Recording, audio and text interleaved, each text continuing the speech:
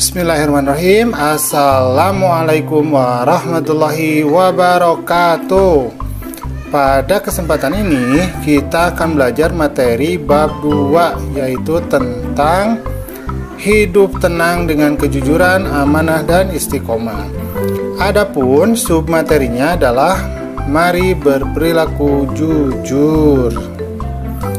Anak-anakku yang soleh dan soleha, jujur adalah kesesuaian sikap antara perkataan dan perbuatan yang sebenarnya. Apa yang diucapkan memang itulah yang sesungguhnya, dan apa yang diperbuat itulah yang sebenarnya. Berani jujur itu hebat ya.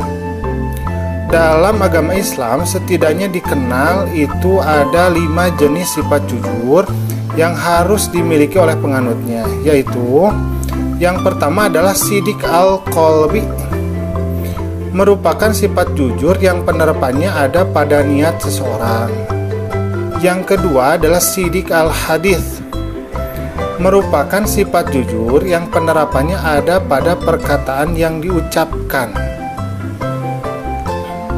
Yang ketiga adalah sidik al-amal, merupakan sifat jujur yang penerapannya ada pada aktivitas dan perbuatan manusia. Yang keempat, sidik al-wa'd, merupakan sifat jujur yang penerapannya ada pada janji yang diucapkan oleh manusia. Dan yang terakhir, yang kelima, sidik al-hal, merupakan sifat jujur yang penerapannya ada pada kenyataan yang terjadi dalam hidup manusia. Maksudnya adalah manusia itu dalam sidik al-hal itu tidak boleh berpura-pura. Kalau misalkan tidak mampu, maka hiduplah sesuai dengan apa yang dimiliki. Jadi tidak usah ingin dipuji orang lain. Itu maksud dari sidik al-hal ya. Nah, kata Sayyidina Ali bahwa orang yang suka berkata jujur itu dia akan mendapatkan 3 perkara ya. Dia akan mendapatkan 3 perkara, yaitu kepercayaan, cinta, dan rasa hormat. Kejujuran sangat erat kaitannya dengan hati nurani. Kata hati nurani adalah sesuatu yang murni dan suci. Hati nurani selalu mengajak kita kepada kebaikan dan kejujuran. Jadi kita memiliki suatu alat di dalam diri kita yang namanya hati. Ketika kita melakukan kesalahan, maka hati itu akan memperingatkan. Jadi manusia bisa membedakan antara benar dan salah karena manusia itu diberikan hati oleh Allah. Nah, ada satu hadis dari Abdullah bin Mas'ud. An Abdullah bin Mas'udin anin Nabi sallallahu alaihi wasallam qala inna sidqa yahdi ilal birri wa innal birra yahdi ilal jannah. Nah, ini rawahulnya Bukhari. Dari Abdullah ibnu Mas'ud, Rasulullah bersabda, sesungguhnya jujur itu membawa kepada kebaikan, dan kebaikan itu akan membawa ke surga. Hadis riwayat Bukhari. Nah, sekarang hikmah atau manfaat dari perilaku jujur. Yang pertama adalah mendapatkan kepercayaan dari orang lain. Nah, tentu saja ya, apabila kita suka jujur, pasti orang lain itu akan percaya dan kita akan mendapatkan gelar ya, Al-Amin, orang yang dipercaya ya. Nah, seperti Nabi Muhammad SAW. Nah, amanah ya. Yang kedua, mendapatkan banyak teman. Jadi yang namanya manusia itu memang kecenderungannya menyukai orang yang jujur. Jadi manusia itu cenderungnya tidak suka ditipu, tidak suka dibohongi. Maka orang yang jujur itu cenderung memiliki banyak teman. Yang ketiga, mendapatkan ketentraman hidup karena tidak memiliki kesalahan terhadap orang lain. Di orang jujur itu hidupnya ringan karena dia tidak membawa beban kesalahan. Jadi semakin banyak kita berbohong, sebetulnya beban hidup kita itu akan lebih berat ya. Karena kita takut, selalu ketakutan diketahui kebohongan kita itu oleh orang lain. Amanah artinya terpercaya, dapat dipercaya. Di amanah ini merupakan dampak dari sifat jujur ya. Amanah juga berarti pesan yang dititipkan dapat disampaikan kepada orang yang berhak ya. Menjaga amanah ya, layaknya seperti kunci yang tidak akan mau terbuka kecuali oleh pemiliknya. Ada sosok yang begitu dipercaya sampai mendapatkan suatu gelar Al-Amin. Nah, itu adalah Nabi Muhammad SAW. Gelar Al-Amin bagi Nabi Muhammad SAW disandangkan oleh penduduk Mekah karena dikenalnya Nabi Muhammad SAW sebagai seorang laki-laki yang penuh amanah.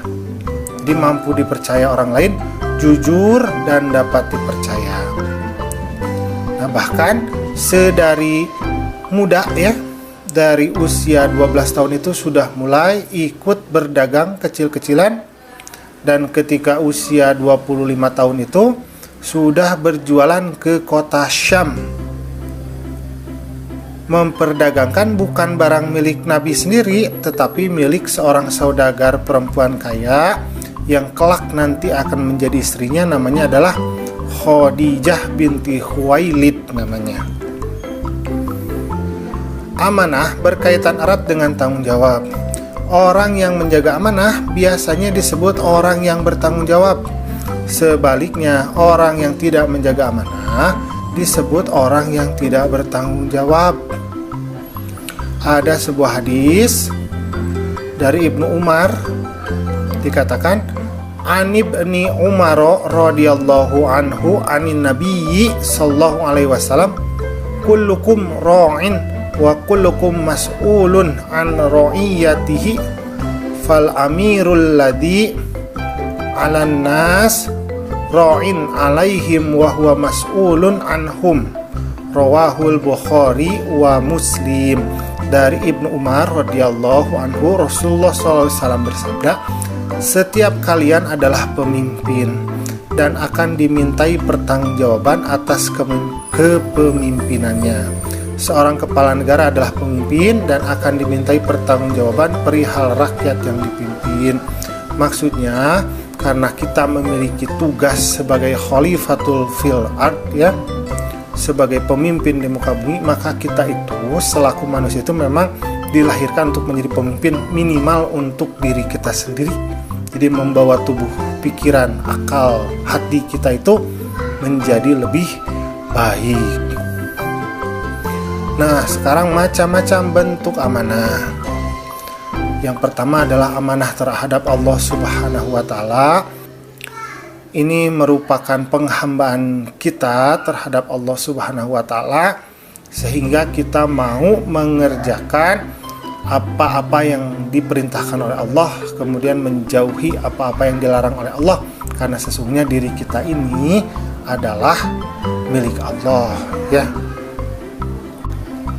Dalam Quran surat Al-Anfal ayat 27 dikatakan, A'udzubillahi minasyaitonirrajim, ya ayyuhalladzina amanu la takhunullaha war rasula wa takhunu amanatikum wa antum ta'lamun. Wahai orang-orang yang beriman, janganlah kalian mengkhianati Allah dan Rasul, dan juga janganlah kalian mengkhianati amanat-amanat yang dipercayakan kepadamu sedangkan kamu mengetahui. Jadi ketika kita mengetahui bahwa apa yang kita lakukan itu melanggar suatu amanah, nah maka ketika kita melanggarnya itu menjadi dosa. Karena Allah mengatakan kita tidak boleh mengkhianati Allah, mengkhianati Rasul, artinya berbuat dosa. Juga kita tidak boleh mengkhianati amanah dari orang-orang. Jadi ketika kita diberikan amanah tidak boleh ya dikhianati. B. Amanah terhadap sesama manusia. Amanah ini meliputi hak-hak antar sesama manusia. Jadi ketika kita diberikan amanah oleh sesama manusia, apakah oleh orang yang otoritasnya lebih tinggi, semisal orang tua, atau otoritasnya lebih rendah ya, semisal adik. Nah, maka kita itu harus tetap memegang amanah tersebut. A'udzubillahi minasyaitonirrajim. Innallaha ya'murukum an tu'addul amanati ila ahliha. Sesungguhnya Allah Subhanahu wa taala menyuruh kamu untuk menyampaikan amanah kepada yang berhak menerimanya. Jadi janganlah kita melanggar amanah ya. Kemudian yang C, amanah terhadap diri sendiri. Amanah ini dijalani dengan memelihara dan menggunakan segenap kemampuan dari diri kita sendiri demi menjaga kelangsungan hidup, kesejahteraan, dan kebahagiaan diri.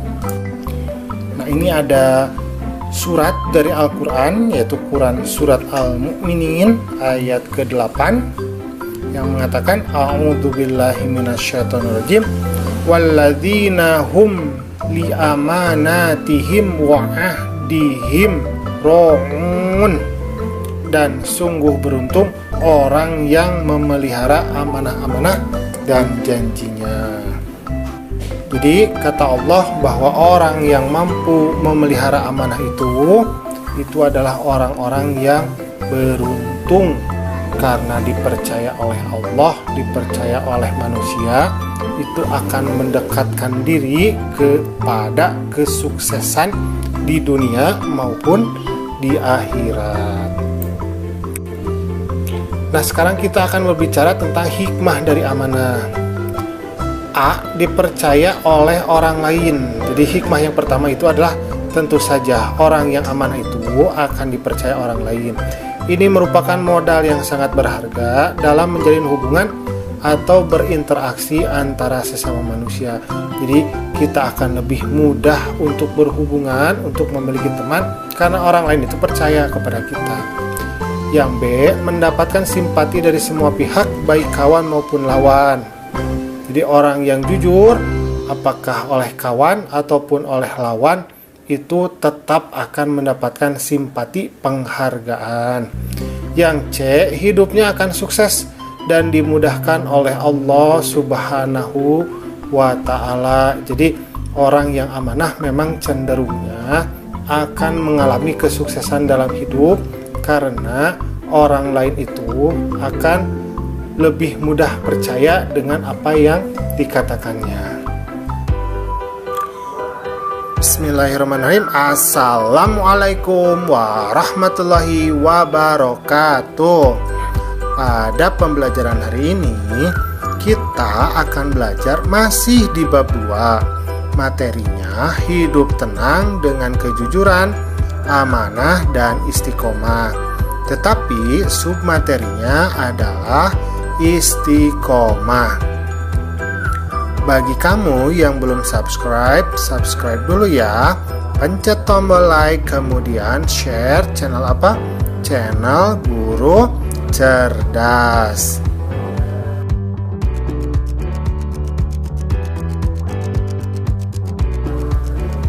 Istiqomah itu berarti sikap kukuh pada pendirian dan selalu konsekuen dalam tindakan. Dalam makna yang luas, istiqomah adalah sikap teguh dalam melakukan sesuatu kebaikan, membela dan mempertahankan keimanan dan keislaman, walaupun menghadapi berbagai macam tantangan serta godaan.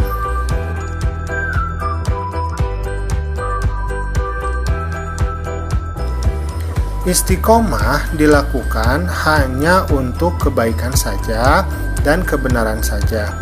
Tidak boleh kita istiqomah dalam keburukan dan kejahatan. Supaya kita istiqomah, ada beberapa hal yang dapat kita lakukan.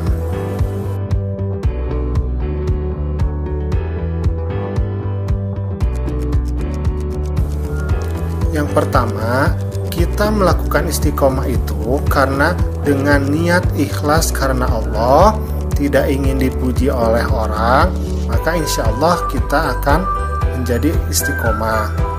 Yang kedua, selalu meminta dan berdoa kepada Allah agar diberikan kekuatan dalam mempertahankan keyakinan kita yang sudah benar ini. Yang ketiga, cari kawan yang suka berbuat kebaikan. Tidak jarang bahwa keburukan sifat itu karena memang pengaruh dari lingkungan yang buruk. Kalau kita mau berlaku istiqomah, maka kita harus mencari kawan yang baik juga. Keempat, baca sirah Nabi dan para sahabat.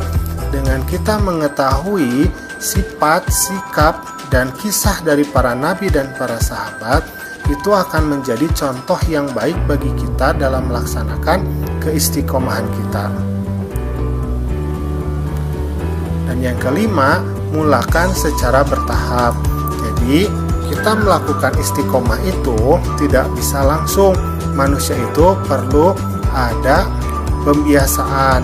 Nah, pembiasaan ini mulakan dari hal yang kecil-kecil terlebih dahulu, baru kemudian secara bertahap kita meningkat ke langkah yang selanjutnya, seperti menaiki tangga.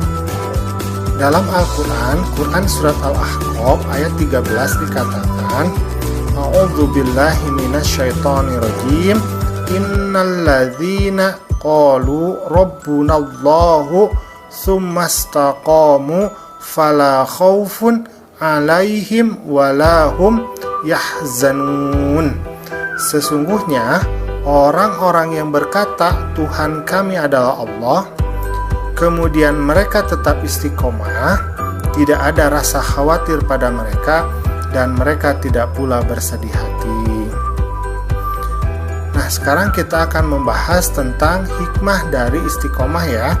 Di antara hikmah perilaku istiqomah adalah sebagai berikut. A. Orang yang istiqomah akan dijauhkan oleh Allah Subhanahu wa Ta'ala dari rasa takut dan sedih, sehingga dapat mengatasi rasa sedih yang menimpanya, tidak hanyut di bawah kesedihan dan tidak gentar dalam menghadapi kehidupan masa yang akan datang.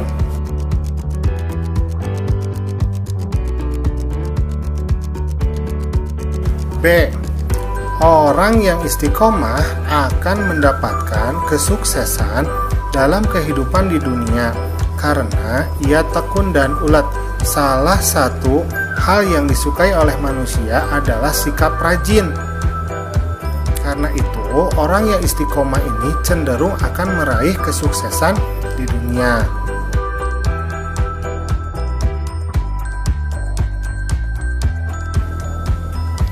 C. Orang yang istiqomah dan selalu sabar serta mendirikan sholat akan selalu dilindungi Allah Subhanahu wa Ta'ala.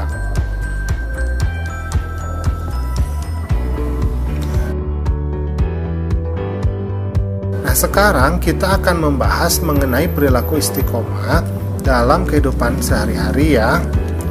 A. Selalu menjalankan perintah Allah dan menjauhi larangannya dalam keadaan apapun dan dimanapun. B. Melaksanakan sholat tepat pada waktunya. C. Belajar terus-menerus hingga paham. D. Selalu menaati peraturan baik yang ada di rumah, sekolah, maupun masyarakat. E. Selalu menjalankan kewajibannya dengan rasa senang dan nyaman, tidak merasa dipaksa atau terbebani. Alhamdulillah, pembelajaran kita hari ini sudah selesai. Jadilah anak yang istiqomah, rajin, tekun, dan ulet dalam mencapai ridho Allah dan kesuksesan di dunia maupun akhirat. Assalamualaikum.